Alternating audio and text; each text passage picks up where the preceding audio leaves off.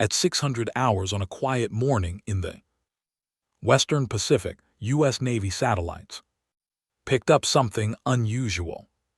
Two Chinese aircraft carriers, the Loing and Shandong, weren't just exercising near their own coastline.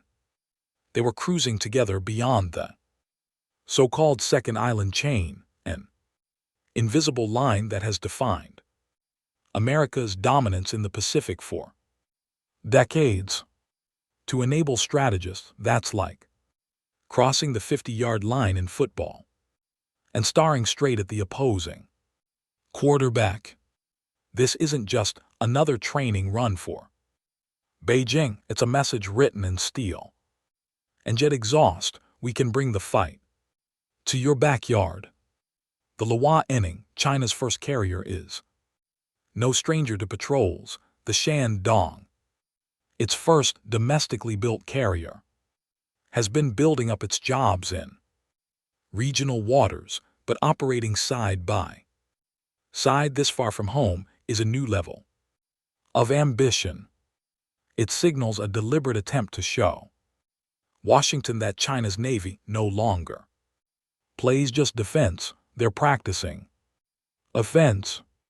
The symbolism is sharp. The U.S. has relied on its carrier stray groups as floating fortresses, platforms of air power that can dominate any ocean they sail into. For decades, China lacked the ability to seriously contest that presence. Well, not anymore. These twin carriers represent a direct challenge to the idea that the Pacific is America's lake. And here's the kicker: this wasn't a chance encounter. These maneuvers were timed, staged, and publicized. Beijing wanted the world, and especially the Pentagon, to notice, because behind these drills lies a bigger ambition: reshaping the balance of power in the Pacific. From late May into early June 2025, China's Navy pushed its limits. For the first time in history, the Liang and the Shandong conducted coordinated, large-scale drills beyond the second island chain. By operating there, Beijing was signaling confidence in its ability to sustain carrier operations at long distances, a hallmark of a true blue water navy. The exercise wasn't small. Satellite images revealed dozens of escorts sailing alongside the carriers: Type 55 cruisers, Type 52D destroyers, and supply ships capable of refueling the task force at sea. Overhead, J-15 fighter jets roared off the decks in pairs, practicing air patrols and mock strike missions. Surveillance aircraft orbited on the edges, extending the carriers' situational awareness. Chinese state media described the drills as routine training, but the scale and the location told a different story. The operation had a clear message: China's carriers were no longer coastal showpieces. Instead, they were functioning as tools of power projection, able to operate in the same contested waters where American carrier groups normally patrol. By stepping past the second island chain, they entered a zone traditionally considered America's forward line of defense. Guam, home to massive U.S. air and naval presence, suddenly found itself within the theoretical reach of Chinese carrier aviation. It wasn't just about planes and ships. The timing of the exercise coincided with rising regional tension. Japanese and Taiwanese officials reported increased Chinese military activity across the region. To naval planners, this was more than a drill. It was a dry run for a future in which Chinese carriers sail in lockstep deep into contested waters, daring U.S. carriers to respond.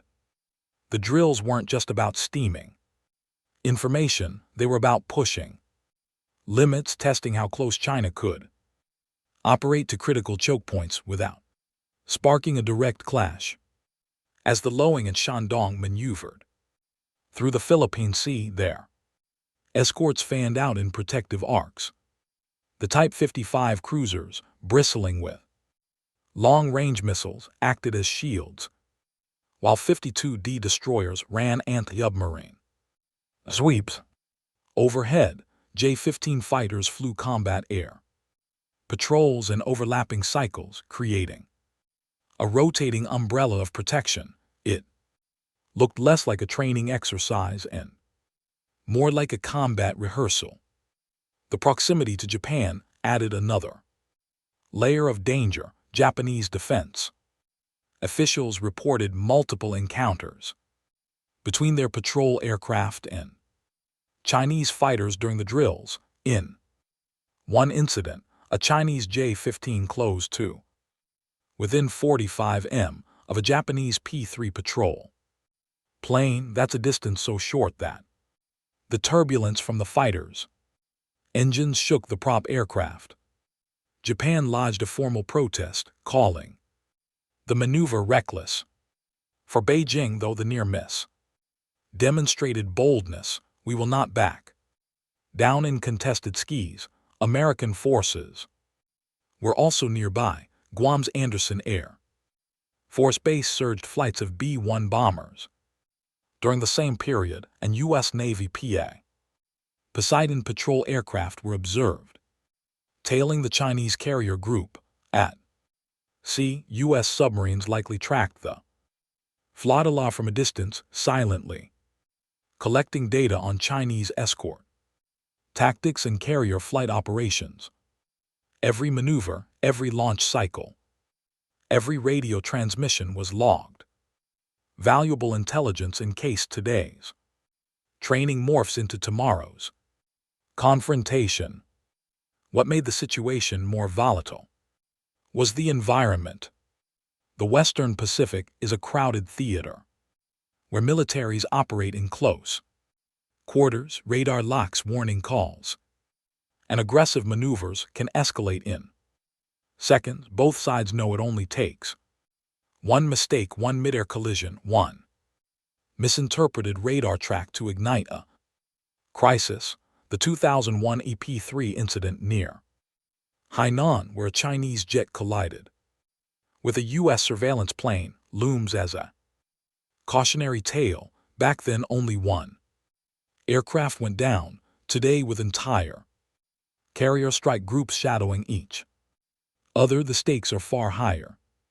Adding to the tension, Chinese state media amplified the operation. Footage showed J-15s roaring off ski jump decks, missiles loaded under their wings. Broadcasters highlighted live fire drills against Mock-C targets, stressing that the carriers could project power anywhere beyond the first island chain. The message was clear. Beijing wasn't simply training, it was performing for an audience, both domestic and foreign. For Washington, this wasn't just saber rattling. The drills revealed China's evolving doctrine, operating carriers far from home, coordinating multiple strike groups and integrating them with destroyers, submarines, and surveillance aircraft. That combination is exactly what makes a carrier group dangerous, and now the Chinese Navy was showing it could do it. 2. By pushing beyond the second island chain, Beijing has demonstrated an ambition to reshape the Pacific balance of power. To understand why this matters, you need to know the island chain strategy. The first island chain stretches from Japan through Taiwan and the Philippines, forming a natural barrier close to China's coastline. The U.S. and its allies have long relied on this arc to contain Chinese naval movement. The second island chain lies further east, running through Guam in the northern Marianas. This shift isn't only about geography. It's about time and distance in a fight. A carrier group beyond the second island Chain can put Guam within strike range, can threaten U.S. and Japanese sea lanes, and can stretch American response times. The Pacific suddenly looks a little bit smaller when Chinese jets can launch from decks positioned hundreds of miles east of Taiwan. The exercise is also showcased developing Chinese doctrine, mass, and coordination. Operating two carriers in sync is no simple feat. It requires precise timing of flight operations, air defense, handoffs, and logistics. The plan used to struggle with simple deck cycles. Now it's rehearsing the same playbook that U.S. carrier strike groups perfected during the Cold War. Each flight of J-15s, each refueling operation at sea, each coordinated maneuver was proof that China's Navy is learning at high speed. For Washington, this is a direct challenge to deterrence. U.S. power projection has long rested on the assumption that no rival could match the operational reach of its carriers. If China can field multiple carrier groups supported by long-range missiles and satellites, the cost of U.S. intervention in the Pacific rises dramatically. Suddenly, American carriers operating near Taiwan or the South China Sea face layered threats, land-based missiles, submarines, and now rival carriers. Allies have taken notice too. Japan scrambled fighters during the drills. Taiwan's defense ministry warned of expansionist intent. Even Australia and the Philippines quietly stepped up monitoring of the Western Pacific lanes. Everyone sees the same thing. The Pacific is no longer uncontested. And here's a strategic twist. Beijing doesn't need to win a naval battle to achieve its goals. It only needs to raise the risks high enough that Washington hesitates. Every new deployment beyond the second island chain chips away at the perception of American dominance. That's how great powers shift balance.